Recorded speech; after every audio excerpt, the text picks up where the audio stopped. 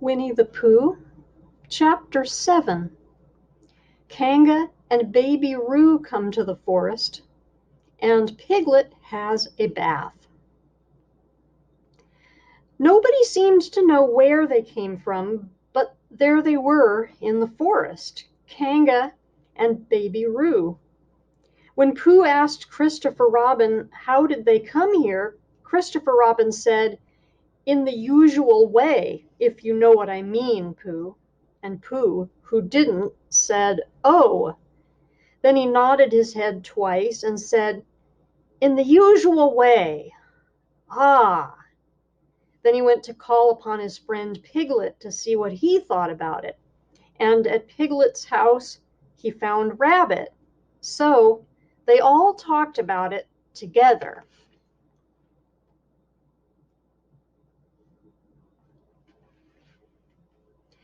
"What I don't like about it is this," said Rabbit. "Here we are, you, Pooh, and you, Piglet, and me, and suddenly, and Eeyore," said Pooh. "And Eeyore, and then suddenly, and Owl," said Pooh. "And Owl, and then all of a sudden, oh, and Eeyore," said Pooh. "I was forgetting him." "Here we are," said Rabbit, very slowly and carefully, "all of us. And then, suddenly, we wake up one morning, and what do we find? We find a strange animal among us, an animal of whom we have never even heard before, an animal who carries her family about with her in her pocket. Suppose I carried my family about with me in my pocket. How many pockets should I want?" "16," said Piglet. "17, isn't it?" said Rabbit. "And one more for a handkerchief. That's 18. 18 pockets in one suit? I haven't time." There was a long and thoughtful silence, and then Pooh, who had been frowning very hard for some minutes, said, "I make it 15. "What?" said Rabbit. 15. 15 what?" "Your family."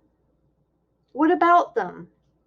Pooh rubbed his nose and said that he thought Rabbit had been talking about his family.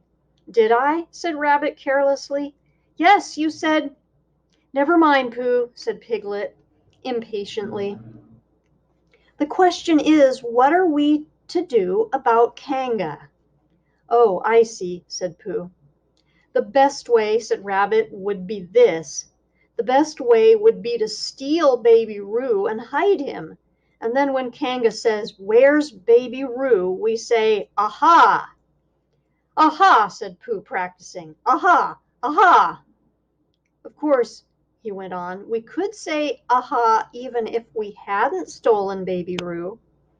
"Pooh," said Rabbit kindly, "you haven't any brain."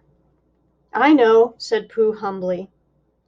"We say 'Aha!' so that Kanga knows that we know where Baby Roo is. 'Aha!' means we'll tell you where Baby Roo is if you promise to go away from the forest and never come back.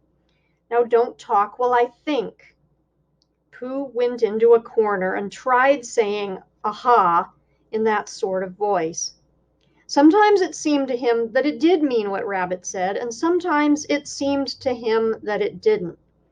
"I suppose it's just practice," he thought. "I wonder if Kanga will have to practice too, so as to understand it."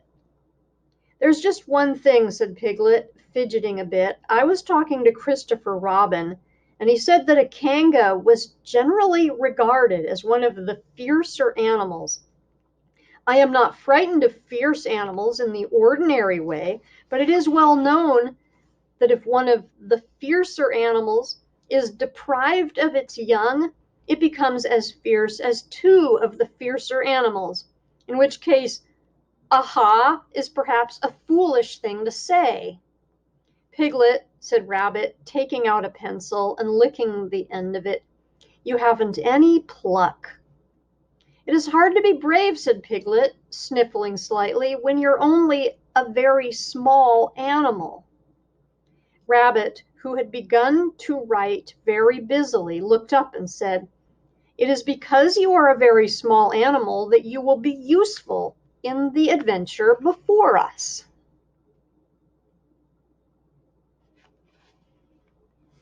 Piglet was so excited at the idea of being useful that he forgot to be frightened any more, and when Rabbit went on to say that Kangas were only fierce during the winter months, being at other times of an affectionate disposition, he could hardly sit still, he was so eager to begin being useful at once. "What about me?" said Pooh sadly. "I suppose I shan't be useful?" "Never mind, Pooh," said Piglet comfortingly. "Another time, perhaps." "Without Pooh," said Rabbit solemnly, as he sharpened his pencil, "the adventure would be impossible." "Oh," said Piglet, and tried not to look disappointed, but Pooh went into a corner of the room and said proudly to himself, "Impossible without me, that sort of bear." "Now listen, all of you," said Rabbit when he had finished writing, and Pooh and Piglet sat listening very eagerly with their mouths open. This was what Rabbit read out. "Plan to capture Baby Roo. 1. General remarks. Kanga runs faster than any of us, even me. 2. More general remarks. Kanga never takes her eye off Baby Roo except when he's safely buttoned up in her pocket. 3. Therefore, if we are to capture Baby Roo, we must get a long start because Kanga runs faster than any of us, even me. C1. 4. A thought. If Roo had jumped out of Kanga's pocket and Piglet had jumped in, Kanga wouldn't know the difference because Piglet is a very small animal. 5. Like Roo. 6. But Kanga would have to be looking the other way first so as not to see Piglet jumping in. Number 7. C2. 8. Another thought. But if Pooh was talking to her very excitedly, she might look the other way for a moment. 9. And then I could run away with Roo. 10. Quickly. 11. And Kanga wouldn't discover the difference until afterwards.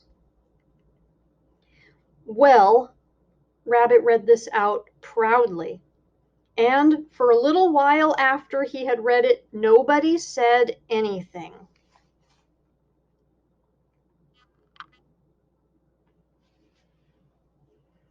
And then Piglet, who had been opening and shutting his mouth without making any noise, managed to say very huskily, "And afterwards?" "How do you mean?" "When Kanga does discover the difference, then we all say, 'Aha!'" "All three of us?" "Yes." "Oh. Why, what's the trouble, Piglet?" "Nothing," said Piglet, "as long as we all three say it." "As long as we all three say it," said Piglet, "I don't mind. But I shouldn't care to say 'Aha!' by myself. It wouldn't sound nearly so well. By the way," he said, "you are quite sure about what you said about the winter months?" "The winter months?" "Yes, only being fierce in the winter months." "Oh, yes, yes, that's all right. Well, Pooh, you see what you have to do?" "No," said Pooh Bear, "not yet," he said. "What do I do?" "Well, you just have to talk very hard to Kanga so as she doesn't notice anything." "Oh, what about?" "Anything you like." "You mean like telling her a little bit of poetry or something?" "That's it," said Rabbit. "Splendid. Now come along." So they all went out to look for Kanga. Kanga and Roo were spending a quiet afternoon in a sandy part of the forest. Baby Roo was practicing very small jumps in the sand and falling down mouse holes and climbing out of them. And Kanga was fidgeting about and saying, "Just one more jump, dear, and then we must go home." And at that moment, who should come stumping up the hill but Pooh?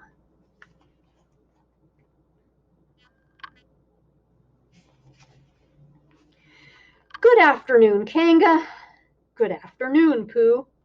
Look at me jumping, squeaked Roo, and fell into another mouse hole. Hello, Roo, my little fellow. We were just going home, said Kanga. Good afternoon, Rabbit. Good afternoon, Piglet. Rabbit and Piglet, who had now come up from the other side of the hill, said, Good afternoon, and hello, Roo. And Roo asked them to look at him jumping, so they stayed and looked. And Kanga looked too. Oh, Kanga, said Pooh after Rabbit had winked at him twice, I don't know if you are interested in poetry at all. Hardly at all, said Kanga. Oh, said Pooh. Roo, dear, just one more jump and then we must go home. There was a short silence while Roo fell down another mouse hole. Go on, said Rabbit in a loud whisper behind his paw. Talking of poetry, said Pooh, I made up a little piece as I was coming along. It went like this. Now, let me see. Fancy, said Kanga. Now, Roo, dear. You'll like this piece of poetry, said Rabbit. You'll love it, said Piglet. You must listen very carefully, said Rabbit, so as not to miss any of it, said Piglet. Oh, yes, said Kanga, but she still looked at Baby Roo. How did it go, Pooh? Said Rabbit. Pooh gave a little cough and began. Lines written by a bear of very little brain. On Monday, when the sun is hot, I wonder to myself a lot. Now, is it true or is it not, that what is which and which is what? On Tuesday, when it hails and snows, the feeling on me grows and grows that hardly anybody knows if those are these or these are those. On Wednesday, when the sky is blue and I have nothing else to do, I sometimes wonder if it's true that who is what and what is who.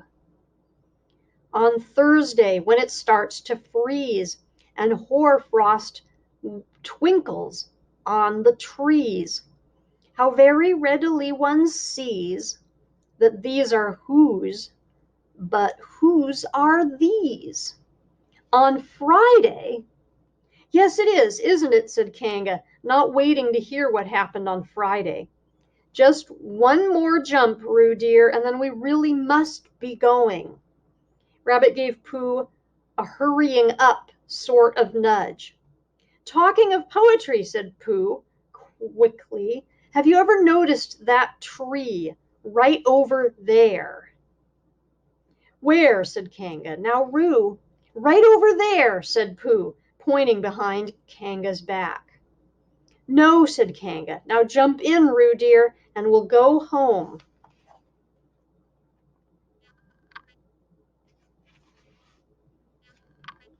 You ought to look at that tree right over there, said Rabbit. Shall I lift you in, Roo? And he picked up Roo in his paws. I can see a bird in it from here, said Pooh. Or is it a fish? You ought to see that bird from here, said Rabbit, unless it's a fish. It isn't a fish, it's a bird, said Piglet. So it is, said Rabbit. Is it a starling or a blackbird, said Pooh. That's the whole question, said Rabbit. Is it a blackbird or a starling? And then at last, Kanga did turn her head to look. And the moment that her head was turned, Rabbit said in a loud voice, In you go, Roo! And in jumped Piglet into Kanga's pocket, and off scampered Rabbit with Roo in his paws as fast as he could. Why, where's Rabbit? Said Kanga, turning round again. Are you all right, Roo dear? Piglet made a squeaky Roo noise from the bottom of Kanga's pocket. Rabbit had to go away, said Pooh. I think he thought of something he had to go and see about suddenly. And Piglet? I think Piglet thought of something at the same time. Suddenly.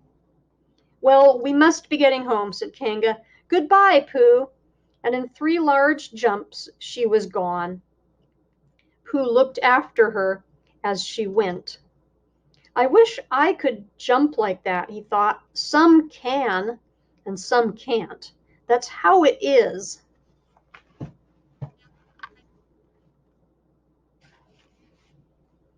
But there were moments when Piglet wished that Kanga couldn't. Often, when he had had a long walk home through the forest, he had wished that he were a bird. But now he thought, jerkily to himself, at the bottom of Kanga's pocket, "If this is flying, I shall never really take to it." And as he went up in the air, he said, "Ooh!" And as he came down, he said, "Ow!" And he was saying, "Ooh, ow! Ooh, ow! Ooh, ow!" all the way to Kanga's home. Of course, as soon as Kanga unbuttoned her pocket, she saw what had happened. Just for a moment, she thought she was frightened, and then she knew she wasn't.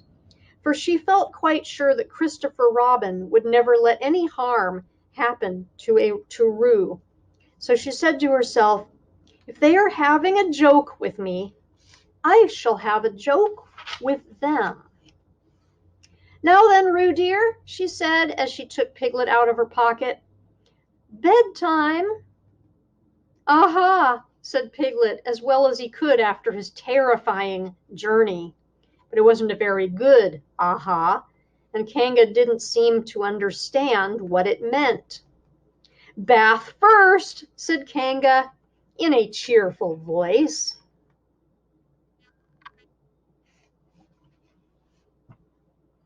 "Aha," said Piglet again, looking around anxiously for the others. But the others weren't there. Rabbit was playing with Baby Roo in his own house and feeling more fond of him every minute, and Pooh, who had decided to be a Kanga, was still at the sandy place on the top of the forest practicing jumps. "I am not at all sure," said Kanga in a thoughtful voice, "that it wouldn't be a good idea to have a cold bath this evening. Would you like that, Roo dear?" Piglet, who had never been really fond of baths, shuddered a long, indignant shudder and said in as brave a voice as he could, "Kanga, I see the time has come to speak plainly." "Funny little Roo," said Kanga as she got the bath water ready. "I am not Roo," said Piglet loudly. "I am Piglet." "Yes, dear, yes," said Kanga soothingly, and imitating Piglet's voice, too. "So clever of him," she went on, as she took a large bar of yellow soap out of the cupboard. "What will he be doing next?" "Can't you see?" shouted Piglet. "Haven't you got eyes? Look at me." "I am looking, Roo dear," said Kanga rather severely. "And you know what I told you yesterday about making faces. If you go on making faces like Piglet's, you will grow up to look like Piglet. And then think how sorry you will be. Now then, into the bath, and don't let me have to speak to you about it again." Before he knew where he was, Piglet was in the bath, and Kanga was scrubbing him firmly with a large, lathery flannel.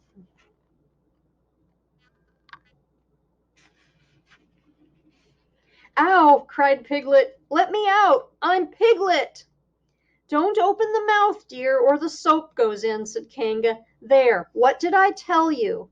You did it on purpose," spluttered Piglet as soon as he could speak again, and then accidentally had another mouthful of lathery flannel. "That's right, dear, don't say anything," said Kanga, and in another minute Piglet was out of the bath and being rubbed dry with a towel. "Now," said Kanga, "there's your medicine, and then bed." What medicine?" said Piglet. "To make you grow big and strong, dear. You don't want to grow up small and weak like Piglet, do you? Well, then." At that moment there was a knock at the door. "Come in," said Kanga, and in came Christopher Robin. "Christopher Robin! Christopher Robin!" cried Piglet. "Tell Kanga who I am. She keeps saying I'm Roo. I'm not Roo, am I?" Christopher Robin looked at him very carefully and shook his head. "You can't be Roo," he said, "because I've just seen Roo playing in Rabbit's house." "Well," said Kanga, "fancy that. Fancy my making a mistake like that." "There you are," said Piglet. "I told you so. I'm Piglet." Christopher Robin shook his head again. "Oh, you're not Piglet," he said. "I know Piglet well, and he's quite a different color." Piglet began to say that this was perhaps because he had just had a bath, and then he thought that perhaps he wouldn't say that, and as he opened his mouth to say something else, Kanga slipped the medicine spoon in, and then patted him on the back and told him that it was really quite a nice taste when you got used to it. "I knew it wasn't Piglet," said Kanga. "I wonder who it can be." "Perhaps it's some relation of Pooh's," said Christopher Robin. "What about a nephew or an uncle or something?" Kanga agreed that this was probably what it was, and said that they would have to call it by some name.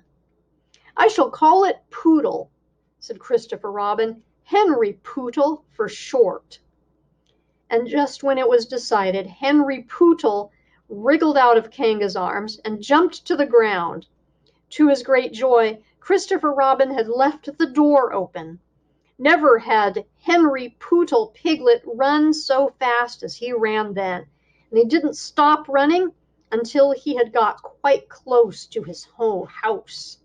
But when he was 100 yards away, he stopped running and rolled the rest of the way home so as to get his own nice, comfortable color again. So Kanga and Roo stayed in the forest, and every Tuesday Roo spent the day with his great friend Rabbit, and every Tuesday Kanga spent the day with her great friend Pooh, teaching him to jump, and every Tuesday Piglet spent the day with his great friend Christopher Robin. So they were all happy again.